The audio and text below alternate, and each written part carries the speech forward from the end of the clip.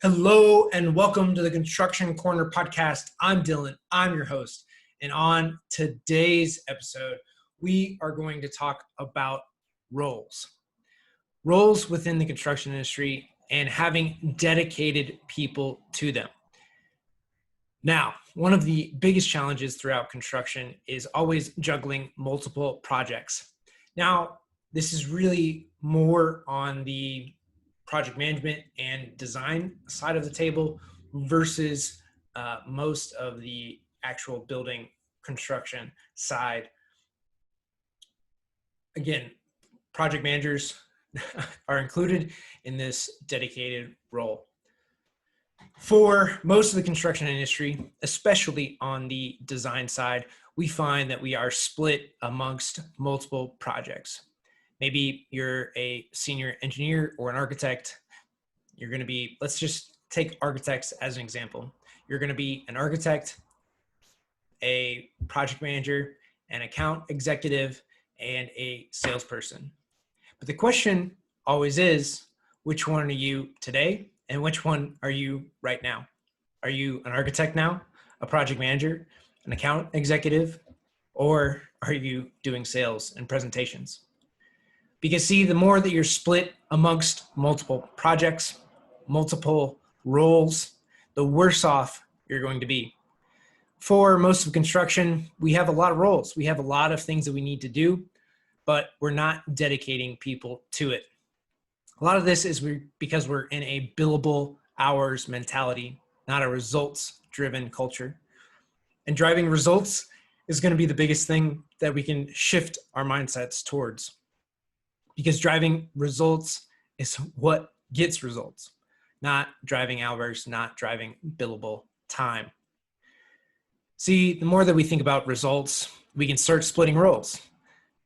We split roles into dedicated business development staff, dedicated marketing staff. Now, that's not to say that marketing doesn't need input from the other teams and that they should all work together, not be siloed. It's not what we're referring to. They should work together, they should collaborate, and they should all be responsible for revenue in some way, shape, or form. A project manager should also be a dedicated project manager. Can they be managing multiple projects? Absolutely, and more than likely, they should be. But they should not be a project manager and a designer, because then what are they ultimately responsible for? Are they responsible for getting projects done, or are they responsible for managing projects? And which takes priority? Which projects take priority? These are often what firms run into, is the problem of managing those projects, managing the workflow, and managing priorities.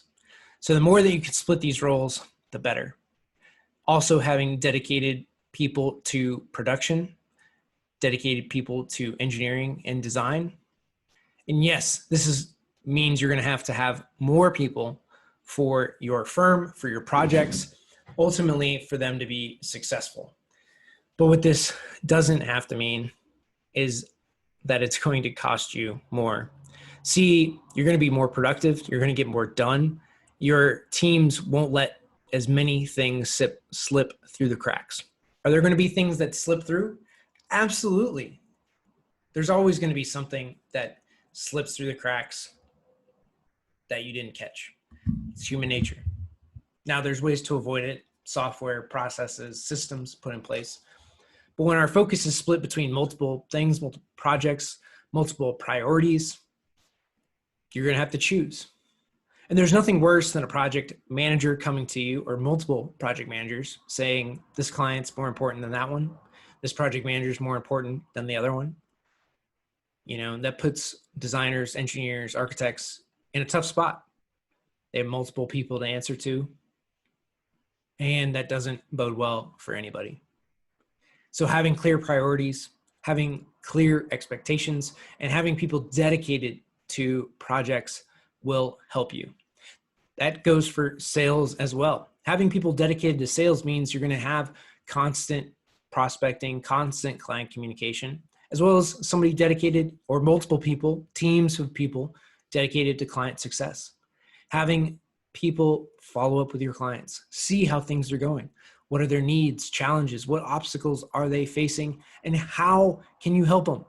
See, if you have somebody dedicated to that, it means that you're going to have someone dedicated to solving their problems. It won't slip between the cracks, or not as likely.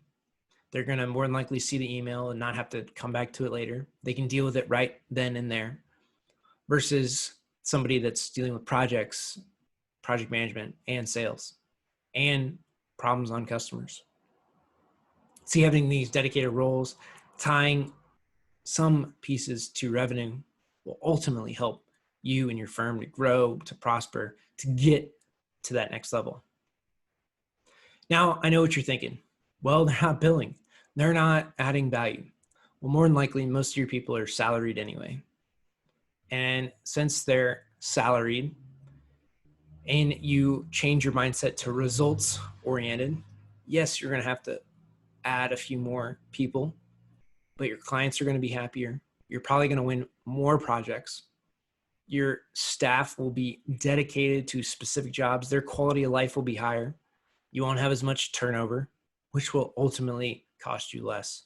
Will you have a few more people? You will.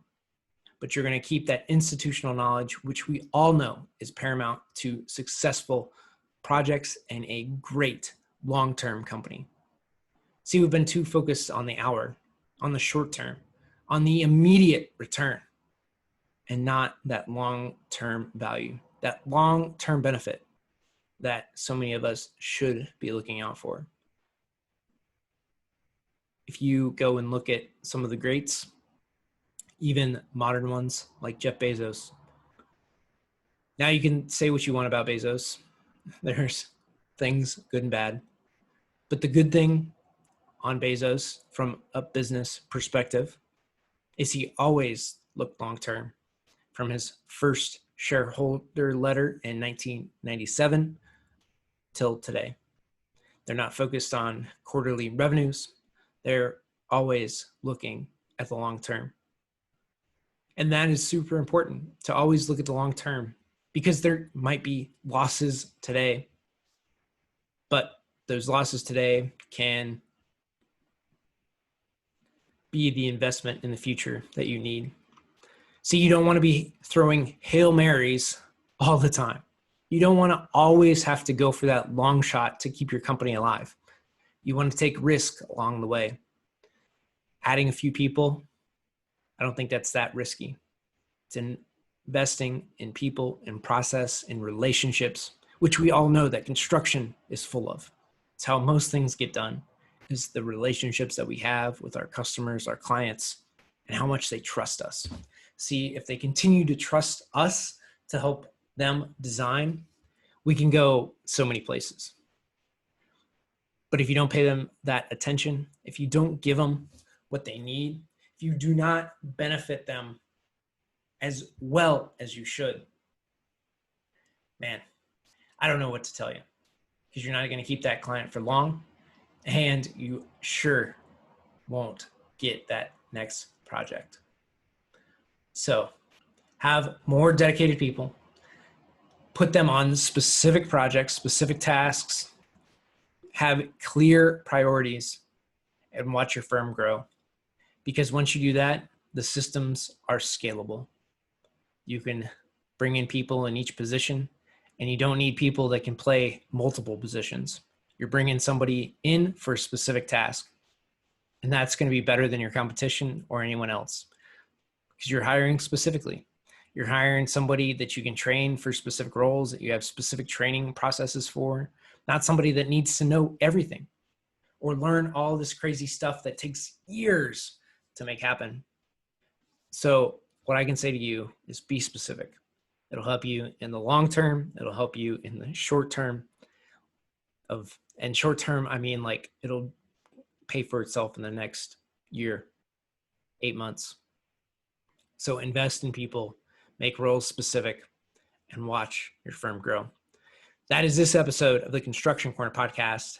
And thank you for listening. Until next time.